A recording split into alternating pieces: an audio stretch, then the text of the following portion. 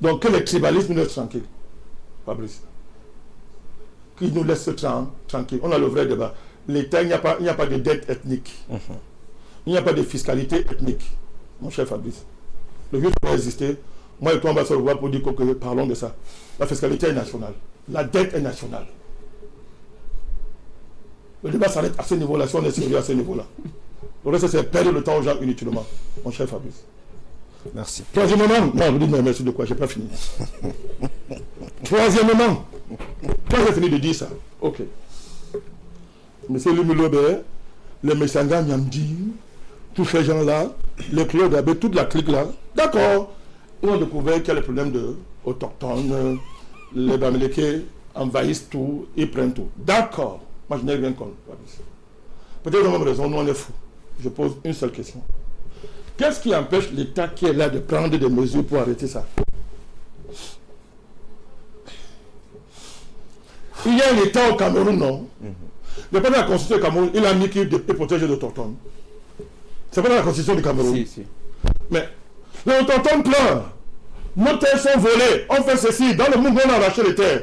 Qu'est-ce qui empêche l'État camerounais et les élus du Bongo de s'organiser pour que l'État camerounais règle ces problèmes? Ils ont le premier président de la Cour suprême. L'État est au pouvoir. Et c'est une élite. Vous avez regardé les polices américains qui ne sont pas au pouvoir, qui sont au pouvoir en tant que classe d'alliance néocoloniale, endocoloniale, qui gère le pays dans son ensemble. Et dans laquelle il y a une division de travail entre une bourgeoisie administrative et une bourgeoisie affairiste néocoloniale dirigée par Kawamba et consorts. Qu'est-ce que ça lie pour vous embêter, vous raconter des bêtises?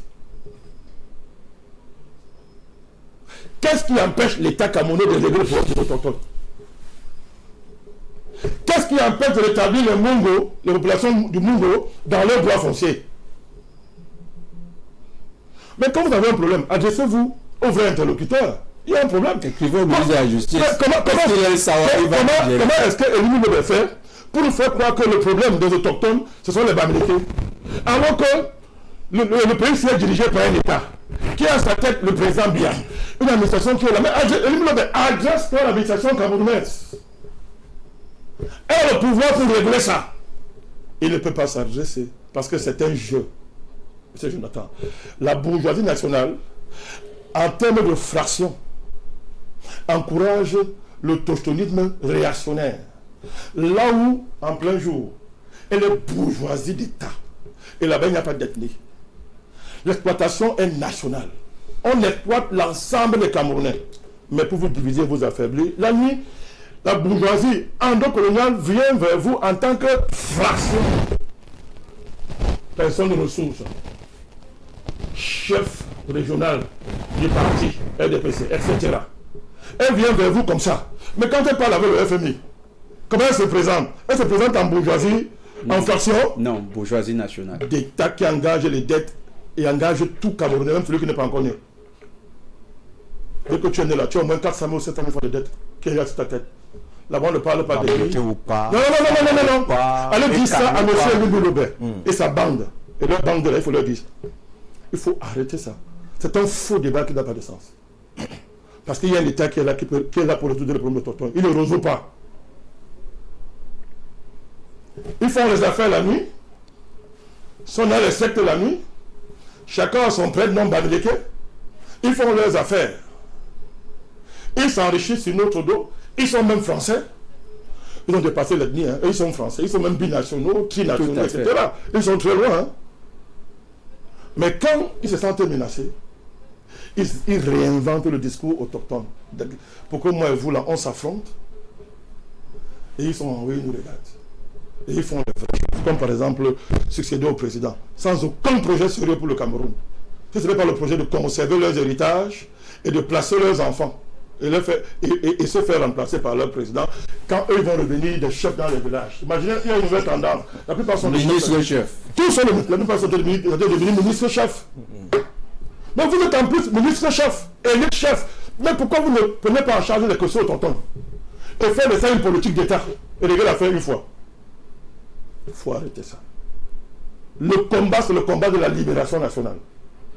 contre le colon et ses enfants. C'est comme on appelle les nouveaux enfants d'Ojula. Ils ont même dépassé les anciens ojulatistes. Hein. Un gars comme Limulobé, il a même dépassé les anciens ojulatistes. Lui, ça dit qu'avec les Kamto, c'est une nouvelle génération d'ojulatistes. Mon cher Fabrice. Donc tu vois que l'affaire là, ce sont des histoires. Quatrièmement, vous n'avez aucun argument pour dire que Wandje c'est un bandit. Il n'y a aucun argument. Un, on ne gracie pas un bandit. Et il dit non même. Non. La grâce présidentielle chez les grands criminels a une forme d'expression et de déclinaison qui est claire. Vous n'avez pas quand vous dites qu'il est un grand terroriste et le président envoie les gens dans lui dit que accepte la grâce, je te libère. Ça veut dire que le président, je reconnaissais que ce n'est pas un bandit. Il savait que c'est le grand patriote, le grand camarade, comme dit Jonathan. C'est quand même extraordinaire. Vous ne pouvez pas dire que quelqu'un est un grand terroriste, il a tué les gens, il a volé les terres, et la nuit, le président va envoyer les gens pour dire que non, accepte la grâce présidentielle, je te libère. Et si Wandje avait accepté la grâce, il serait encore un voleur de terrain. Il serait un voleur de terrain, mon cher Fabrice. Non, c'est M. Limbilobé qui devra en répondre, pas moi. Non, on n'a pas besoin. Moi, j'ai dit qu'il ne faut pas qu'il retire son mot. Il doit continuer à appeler Wandje bandit. On est au Cameroun, on verra. Qui vivra, verra. On est au Cameroun. Il n'y a pas de problème. Je ne sais pas de ceux qui disent qu'il retire ton mot. Non, il ne faut pas qu'il retire son mot. Il retire son mot, ce n'est pas bon. Il faut qu'il conserve son mot, qu'il continue dans sa trajectoire. Wandje a tenu 10 ans dans le maquis. Vous ne tenez pas 10 ans dans le maquis, c'est les populations de ce point-là ne veulent pas de vous. Wandje sort au maquis par une espèce de manœuvre bizarre autour de Monseigneur Ndormo, que jusqu'à présent, bon, nous préférons ne rien dire pour le moment là-dessus. Une manœuvre bizarre de Monseigneur Ndormo. C'est Wandje qui se livre. Hein. C'est Wandje qui se livre. Quand il sent qu'il n'a plus de repère avec Ndormo, il va se livrer comme ça là le plus proche. Je crois en Banga, c'est ça, non, Jonathan? Oui. En Banga, il va se livrer comme ça. Hein.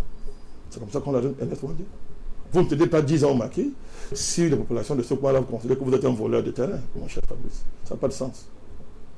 Je ne reviens pas sur la démonstration magistrale de Charlie Kenyé, qui a repris sur ce terrain les travaux de scientifiques, d'historiens, qui ont résolu ce problème depuis très longtemps. Cette histoire cette fiction qu'on ramasse tous les matins pour raconter les histoires. On ne dit pas qu'il n'y a pas eu de vol de terrain dans le Mongo. Il y a eu de vol de terrain dans le Mongo. Comment on continue à voler les terres aujourd'hui sous les yeux de prétendus autochtones qui regardent, qui ne disent rien et qui demandent aux bourreaux, aux gens qui volent les terres, de venir les aider. Alors, donc, Ernest Wandje, Fabrice a tenu 10 ans dans le maquis. Ceux qui disent que la guerre d'indépendance, la guerre est finie en 60, mais ils ne connaissent même pas de quel pays ils parlent. Fabrice, c'est l'État français, à travers la dernière commission qui a imposé Monsieur Macron. Vous l'appelez qui? Monsieur Macron. Ok, d'accord. Que ce monsieur, comme vous l'appelez, monsieur Macron, a suscité là, cette commission dit que la présence militaire française au Cameroun a tenu jusqu'en 71. Je répète, donc jusqu'en 71, on n'a pas une armée nationale digne de ce nom. C'est la France qui opère. Cette commission qui vient, la dernière commission là, c'était compliqué pour monsieur Limbilobé. Mais pourquoi tu demandes aux indépendantistes d'arrêter la guerre d'indépendance alors que le colon, lui, il est encore là? Il n'a jamais bougé. Il est là présent militairement, c'est juste en 71. Il est toujours là aujourd'hui, monétairement. Il joue politiquement, il est toujours là. Quand tu demandes, tu es qui pour demander aux nationalistes d'arrêter la guerre d'indépendance? C'est toi qui as commencé avec eux, tu étais avec eux. Ils ont commencé, ils t'ont demandé ton avis. Encore qu'il voulait une indépendance totale. J'ai dit que non, je vois son jeu. Son argument de quartier, c'est que, l'argument, c'est que, à partir de 60, la guerre de l'indépendance n'avait plus d'importance. Ok. Les Français te disent le contraire. Deuxième chose, les Français disent, dans ce document, il est récent là. 2023, je crois bien. 2023, ils ont remis le rapport à la presse d'État le jour. Tout à fait. Fabrice, ils disent que l'UPC c'est un mouvement de décolonisation. Je répète, la France dit que l'UPC c'est un mouvement de décolonisation. Les Français qui ont fait la guerre, oui, jusqu'à aujourd'hui, la France reconnaît que c'est un mouvement de colonisation. La France reconnaît qu'elle a été barbare, criminelle au Cameroun jusqu'en 71. Mais Limbilobé et sa bande, ils disaient que non, c'était une guerre pour arracher le terrain. C'est-à-dire que les gens écoutent des choses comme ça. Les gens écoutent des choses comme ça. C'est la phrase qui parle. Hein. Avec le bourreau Le bourreau dit que non. Vraiment, j'ai tué jusqu'en 71. Non, il y a plus. Que ce mouvement était implanté sur tout le territoire national. Mesmer dit que nous avons tué Moumoué parce qu'il était patriote. C'est ce qu'il dit. Pierre Mesmer. Il y a les archives. Et les autres gouverneurs français. Mais un Camerounais soi-disant, défenseur des autochtones, il dit que non, c'est pas vrai, que c'est une guerre pour arracher les terrains. Bandit, c'est un bandit. Les Allemands appelaient Mangabel comment?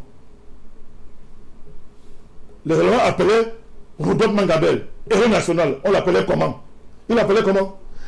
Il l'appelait Ngossodjine comment? Mais pourquoi on prend quelqu'un? Mais quand on te pense, ça veut dire que tu es pire, tu es le plus des criminels qui puisse exister. Mangabel réclamait les droits fonciers de son peuple. Le mal l'a pendu, en faisant de lui un grand bandit. Pareil pour le Ngossodjine et consort. C'est trop compliqué pour Liby Lobès et sa clique. Tous les chefs qu'on a pendus à l'est du Cameroun, les rois Maka, dont les têtes commencent à revenir. Fabrice, on les a pendus pourquoi? Ils sont juste partir avec leur tête. Exposés dans un musée pendant des décennies. Et l'Allemagne remet ça aujourd'hui en nous insultant. Dans tout le Cameroun, on a fait ça. Fabrice, mais pour les Allemands et les colons, ces chefs-là étaient qui? Des bandits. C'était des renégats. Parce que le traitement qu'on les a réservé est réservé au pire des criminels. Nous ne sommes pas surpris, non.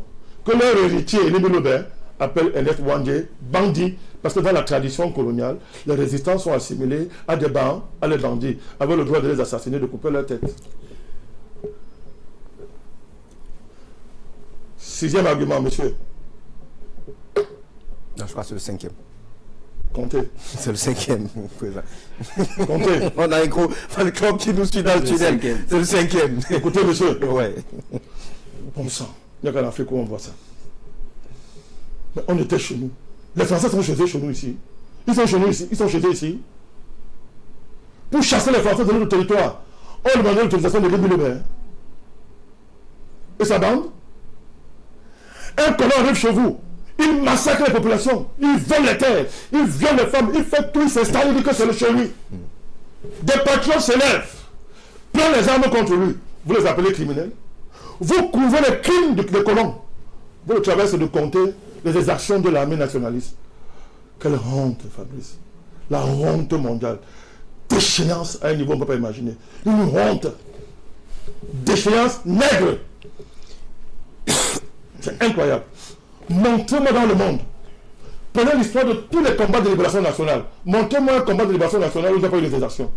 Montrez-moi. Pour autant, vous voyez les populations de ces pays-là vous dire qu'ils mettent sur le même pied d'égalité. L'armée de libération nationale et l'armée coloniale. Vous avez vu ça où? Vous pouvez voir ça au Vietnam? Vous pouvez voir ça en Chine? Vous pouvez voir des exactions en Chine? Vous voulez savoir combien de morts à cause de la révolution culturelle c'est mort au Tchétchou? Je vous demande, vous voulez savoir le nombre de morts que ça a causé? Ça compte en millions, mon cher Fabrice. Allez dire à un Chinois de choisir entre la révolution culturelle et le statut de la Chine aujourd'hui.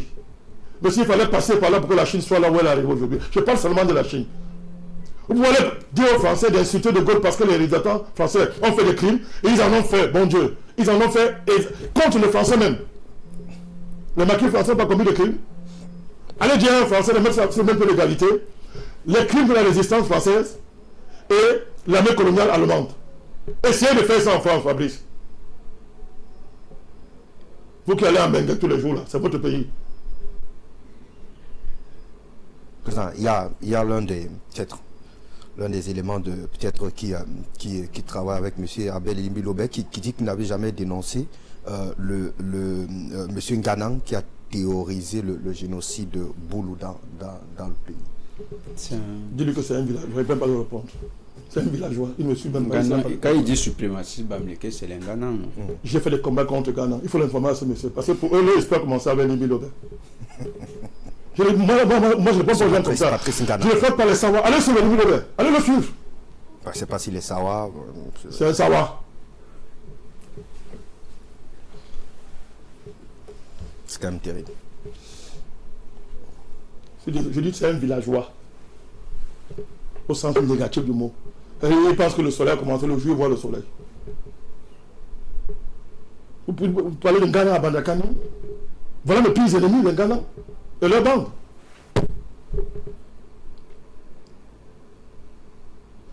Donc quand on a commencé le combat contre les suprémacistes bamileke, vous étiez où? Nous on met ce combat depuis des années. Depuis des années. Pendant les 2 dernières présidentielles. Oh, il est bien. Ça c'est bien. Tu soutenais Kamto. Et il attaquait moi son frère savoir sur le plateau. Dites ça à ce monsieur-là. Dites-le lui. Et il disait même d'ailleurs que puisque quand tu es soutenu par les Bamileke sont plus nombreux dans l'électorat. C'était son argument. Hein. Le vidéo existe. Dans la crise anglophone, quel était le position de M. Lebelebe contre l'État du Cameroun? Il a l'autre dit qu'il faut maintenant un président anglophone à la tête du Cameroun pour qu'il y ait la paix. Nous on a mis notre poitrine comme ça pour préserver l'unité de ce pays. On peut parler de quoi? Il a soutenu Kamto. En 2018, ma tête était mise à prix par les Kamto et sa bande. Président, j'ai vu qu'ils vous ont cassé vos 2 véhicules. Ça, c'est moins ce que j'ai vu. J'ai cassé les véhicules, je suis arrivé une fois, j'ai vu. La dernière crise post-électorale, ils allaient brûler mon domicile. Je vous rappelle que je vous appelle brûler le siège. Pour me rassurer que vous étiez... Ils se sont attaqués à nos plaques, machin. Tout a été vandalisé. Vandalisé. Je ne suis pas allé me plaindre. Je ne vais même pas porter plainte. Ah bon, président? Pour faire quoi? Moi, c'est un homme cohérent et constant. C'est vrai que c'est toujours dans l'esprit révolutionnaire, mais à un moment donné... Je viens en 2018, M. Libile soutenait Kamto. Pendant que l'esprit massif d'Amérique qui combat aujourd'hui, ma tête a pris, lui me pousse dans les médias disant que je suis un tête que soutient Paul Biya. Aujourd'hui, il est dans les médias de ces gens-là.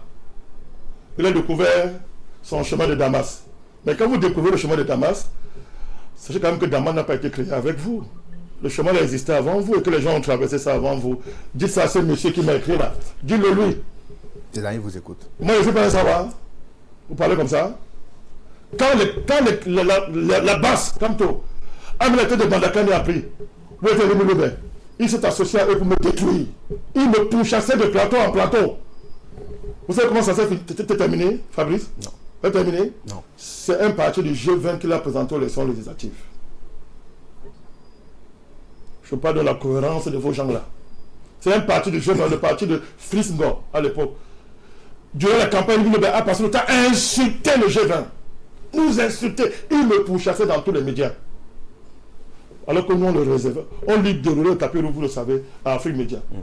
C'était quand même ma chaîne, je peux dire ça. C'était quand même ma chaîne. Vous ne pouvez pas être modeste, lui, il ne serait pas modeste. Afrique Média, quand même, c'était identifié à ma modeste personne. Disons-le, on a travaillé, nous, on lui a ouvert l'antenne d'Afrique Média. Nous, on a faisait le plateau avec lui. Il venait sur le plateau insulter le panafricanisme. Nous, on le laissait, Fabrice. Moi, je ne sais pas savoir. Oui, donc c'est une affaire de fou. Ça n'a ni de queue ni de tête.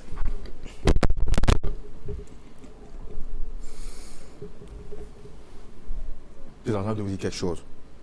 Cette émission fera date, rassurez-vous. Monsieur Wandé, je vous dis donc vous ne pouvez pas dire à Monsieur Wandé, pourquoi tu n'as pas arrêté la guerre d'indépendance après 1960? Les militaires français ont continué la guerre anti-indépendantiste jusqu'à 1971. Mon cher Fabrice, vous voyez ce genre de raisonnement? 6e argument. Vous voyez que c'est 5 non? Oui, 6e argument. Ouais. Monsieur Libia n'est pas fier de l'indépendance du Cameroun. Demandez-lui si le Cameroun n'est pas un pays indépendant. Demandez à M. Libia si le Cameroun n'est pas un pays indépendant. S'ils sont cohérents, jetons l'indépendance dans un trou. Alors on dit que le Cameroun n'est plus un pays indépendant. Fabrice, ils ne peuvent pas le faire. Parce que l'élément qui fonde un État, c'est l'indépendance. Vous me comprenez? Qui a lutté pour l'indépendance? Qui a lutté pour l'indépendance? Monsieur Ernest, le monde entier connaît. Tant d'autres. Le monde entier s'appelle l'UPC. Ouais. C'est l'UPC qui est là à l'ONU. Tout à fait. Défendre l'indépendance du Cameroun. Je pense 52 avec monsieur. Il a fait plusieurs tours. Bon. Et pendant ce temps, il y avait les gens comme Libile qui disaient que l'indépendance n'est pas bon pour le Cameroun. Oh. Oui, la bande des gens d'aujourd'hui, là, le Okara et consorts. L'André Marie Bida, son nouveau héros, disait que vous êtes trop pressé. L'indépendance n'est pas une bonne chose. Vous êtes trop pressé. Ah, ça. Mais il y avait un discours, l'indépendance précipitée. C'était leur théorie avec le Ojoula, mon cher Fabrice. M. Diomaye n'avait pas vu loin. Il y a ses prédécesseurs dans cette bien sûr. théorie. Qui a lutté pour l'indépendance du Cameroun? La réponse est simple. Laissez-nous vos affaires d'André Marie Bida, fondateur de l'État du Cameroun. On va y revenir. Ils sont tellement pensés qu'ils inventent, ils racontent tout et n'importe quoi. Nous, on ne parle pas de leur... Laissez ça. Qui a lutté pour l'indépendance? Fabrice, le président Biya a écrit un livre, Libéralisme communautaire. À une des pages de ce livre, j'ai oublié, Jonathan peut trouver. M. Paul Biya dit que l'indépendance de ce pays a été obtenue en lutte par le sacrifice des dignes fils du Cameroun. Et il est devenu président en 90. Il a fait voter une loi de réhabilitation de ces figures-là. Mais comment on a réhabilité les victimes et leurs bourreaux? Ce n'est pas grave. Nous, on comprend. Quand vous avez le général Semengue derrière vous, qui dit matin, me dit que ce sont les terroristes. Nous comprenons la sagesse. Oui, les terroristes maquisards. Puisque je dis le général dit ça. Nous comprenons la sagesse du président. Moi, j'ai dit que je respecte le grand général. Hein. Mais ces théories politiques, ça, c'est les théories d'un Français. Le général, chapeau. Général politicien, monsieur le général, taisez-vous. Vous dites des bêtises.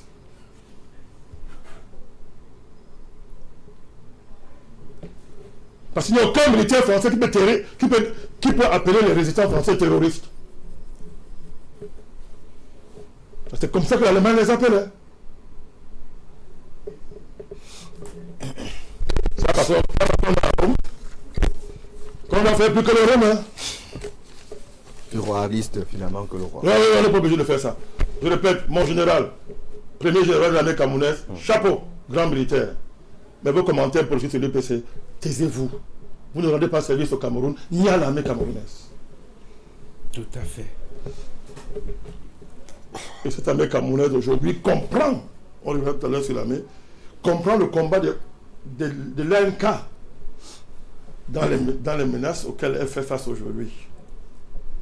Qui sont les menaces archivées par la même France, par la même prédation occidentale. Ce n'est pas la même que vous allez dire que les patriotes camerounais étaient des bandits. Non, ce n'est pas possible. Mon cher Fabrice, ce n'est pas possible.